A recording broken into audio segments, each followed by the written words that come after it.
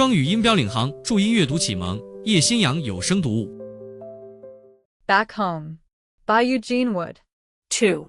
The Sainted Memory of her whom, in the days back home, I knew as my Mom Mag, and who was more to me than I can tell, even if my tardy words could reach her.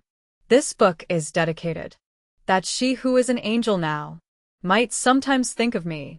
Contents. Introduction. The old red schoolhouse. The Sabbath school. The revolving year. The swimming hole. The fireman's tournament. The devouring element. Circus day. The county fair. Christmas back home. Introduction. Gentle reader, let me make you acquainted with my book. Back home. Your right hand, book. Your right hand. Pity's sakes. How many times have I got to tell you that? Chest up and forward, shoulders back and down, and turn your toes out more. It is a little book, gentle reader, but please don't let that prejudice you against it. The general public, I know, likes to feel heft in its hand when it buys a book, but I had hoped that you were a peg or two above the general public. That mythical being goes on a reading spree about every so often, and it selects a book which will probably last out the craving, a book which it will be impossible to lay down, after it is once begun, until it is finished. I quote from the Standard Book Notice. A few hours later the following dialogue ensues. Henry. Yes, dear. Aren't you most done reading? Just as soon as I finish this chapter. A sigh and a long wait. Henry. Yes, dear. Did you lock the side door? No answer. Henry. Did you? Did I what? Did you lock the side door? In a minute now. Yes. But did you? I guess so. Guess so. Did you lock that side door? They got in at Hilliard's night before last and stole a bag of clothespins. Oh. Put down that book. And go and lock the side door. I'll not get a wink of sleep this blessed night unless you do. In a minute now. Just wait till I finish this. Go do it now. Mr. General Public has a card on his desk that says, do it now. And so he lays down his book with a patient sigh, and comes back to it with a patent grouch. Oh, so it is, says the voice from the bedroom. I remember now. I locked it myself when I put the milk bottles out. I'm going to stop taking of that man unless there's more cream on the top than there has been here lately. Henry. Oh, what is it? Aren't you most done reading? In a minute. Just as soon as I finish this chapter. How long is that chapter? For mercy's sakes. I began another. Henry. What? Aren't you coming to bed pretty soon? You know I can't go to sleep when you are sitting up. Oh, hush up for 1 minute. Can't ye? It's a funny thing if I can't read a little once in a while. It's a funny thing if I've got to be broke of my rest this way. As much as I have to look after. I'd hate to be so selfish. Henry, won't you please put the book down and come to bed? Oh, for goodness sake. Turn over and go to sleep. You make me tired. Every 2 or 3 hours Mrs. General Public wakes up and announces that she can't get a wink of sleep. Not a wink. She wishes he hadn't brought the plagued old book home. He hasn't the least bit of consideration for her. Please, please, won't he put the book away and come to bed? He reaches the Yendi at 2:30 a.m., turns off the gas, and creeps into bed, his stomach all upset from smoking so much without eating anything, his eyes feeling like 2 burnt holes in a blanket, and wishing that he had the sense he was born with. He'll have to be up at 6:05. And he knows how he will feel. He also knows how he will feel along about 3 o'clock in the afternoon. Smithers is coming then to close up that deal. Smithers is as sharp as tacks, as slippery as an eel, and as crooked as a dog's hind leg. Always looking for the best of it. You need all your wits when you deal with Smithers.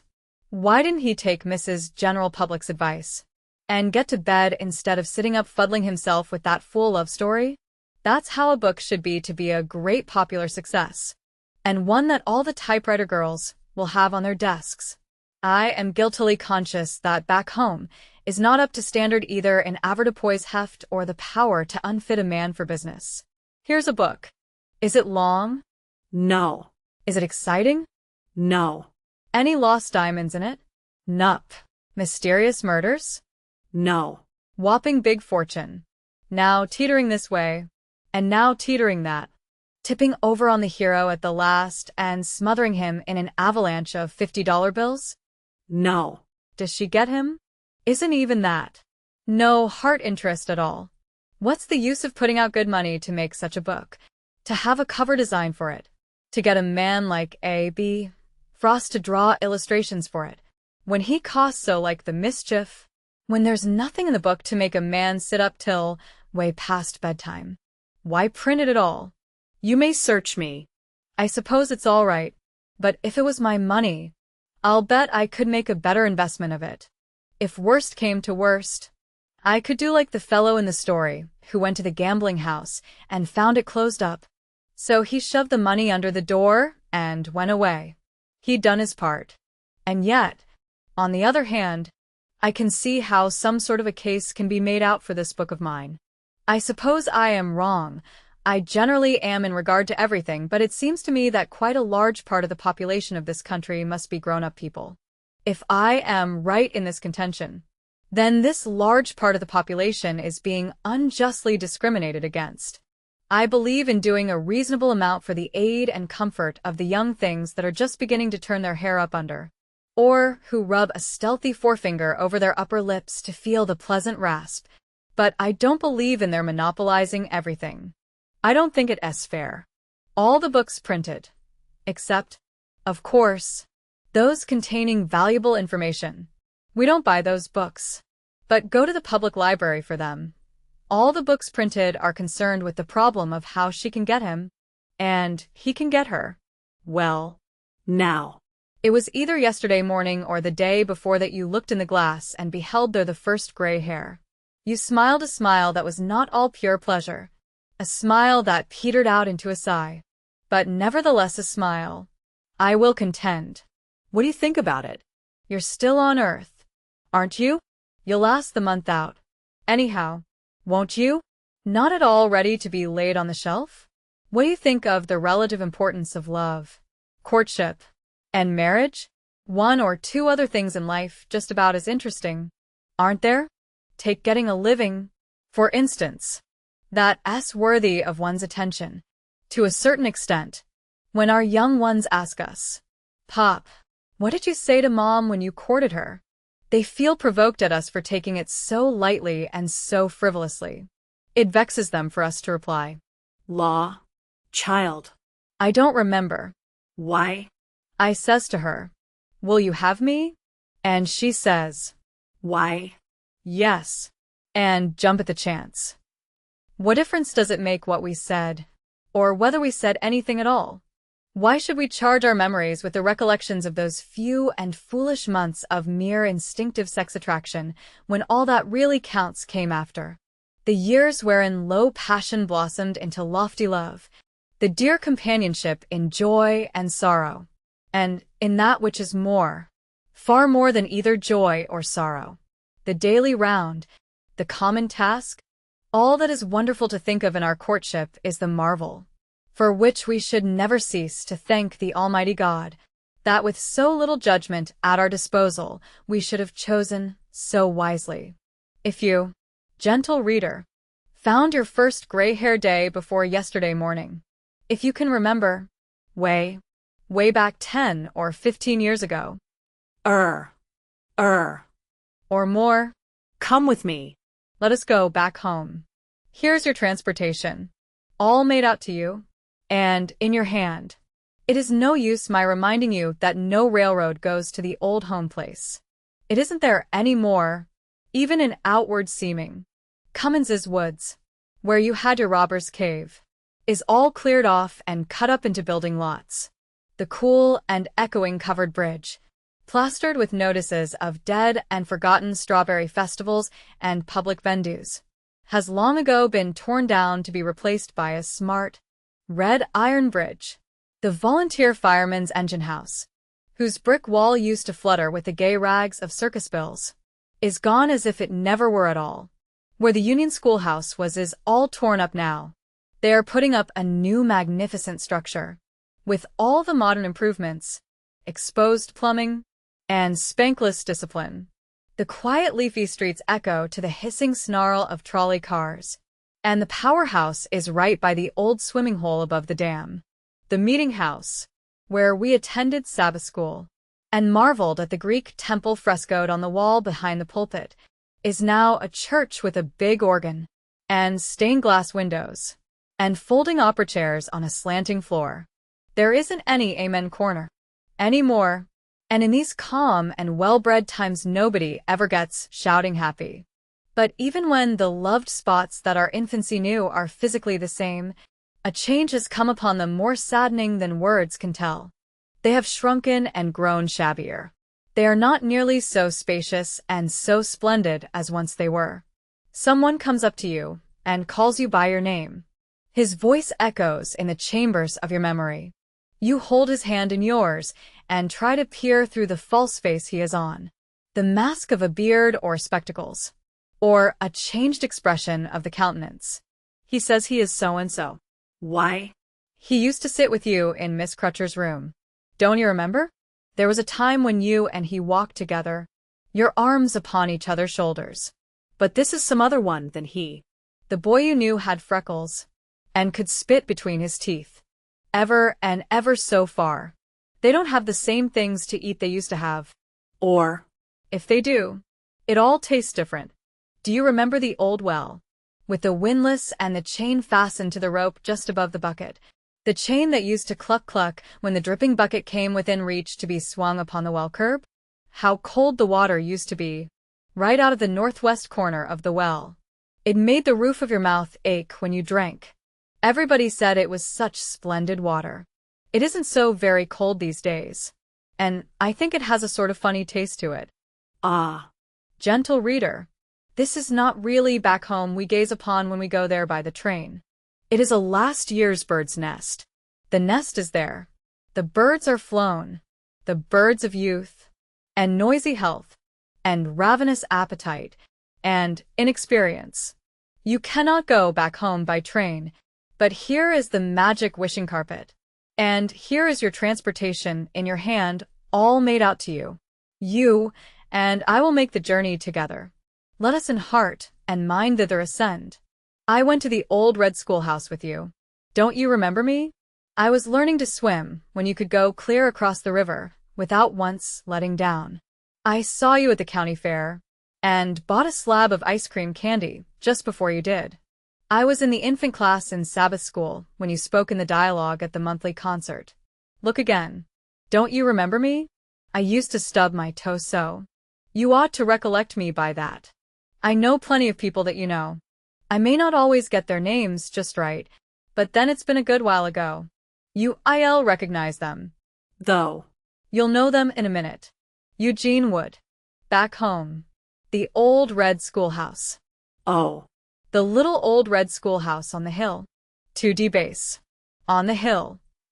Oh. The little old red schoolhouse on the hill. 2D base.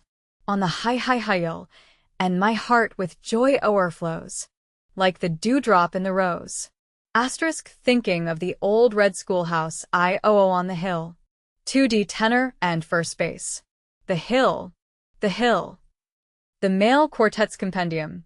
Asterisk I call your attention to the chaste beauty of this line, and the imperative necessity of the chord of the diminished seventh for the word rose. Also, schoolhouse in the last line must be very loud and staccato. Snap it off.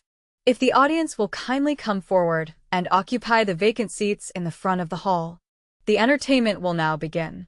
The male quartet will first render an appropriate selection and then. Can't you see them from where you are? Let me assist you in the visualization. The first tenor, the gentleman on the extreme left, is a stocky little man, with a large chest and short legs conspicuously curving inward. He has plenty of white teeth, ash blonde hair, and goes smooth-shaven for purely personal reasons. His round, dough-colored face will never look older from a distance than it did when he was 9. The flight of years adds only deeper creases in the multitude of fine wrinkles, and increasing difficulty in hoisting his tiny, patent leather foot up on his plump knee. The second tenor leans toward him in a way to make another man anxious about his watch. But the second tenor is as honest as the day. He is only blending the voices. He works in the bank. He is going to be married in June sometime. Don't look around right away. But she's the one in the pink shirtwaist. The second one from the aisle. The 1, 2, 3. The 6th row back. See her? Say. They've got it bad. Those 2. What do you think? She goes down by the bank every day at noon, so as to walk up with him to luncheon.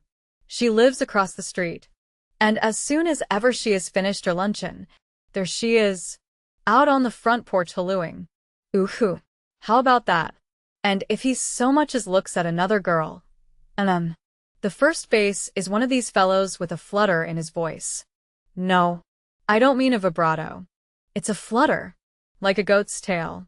It is considered real operatic. The second base has a great, big Adam's apple that slides up and down his throat like a toy monkey on a stick. He is tall, and has eyebrows like clothes brushes, and he scowls fit to make you run and hide under the bed. He is really a good-hearted fellow. Though. Pity he has the dyspepsia so bad. Oh, my. Yes. Suffers everything with it.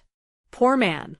He generally sings that song about drink ong, though he's strictly tempered himself.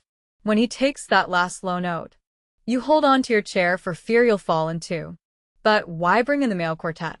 Because the little old red schoolhouse is more than a mere collocation of words, accurately descriptive. It is what Matt King would call a symblem, and as such requires the music's dying fall to lull and enervate a too meticulous and stringent tendency to recollect that it wasn't little, or old, or red, or on a hill. It might have been big and new, and built of yellow brick, right next to the Second Presbyterian, and hence close to the branch, so that the spring freshets flooded the playground, and the water lapped the base of the big rock on which we played King on the Castle, the big rock so pitifully dwindled of late years.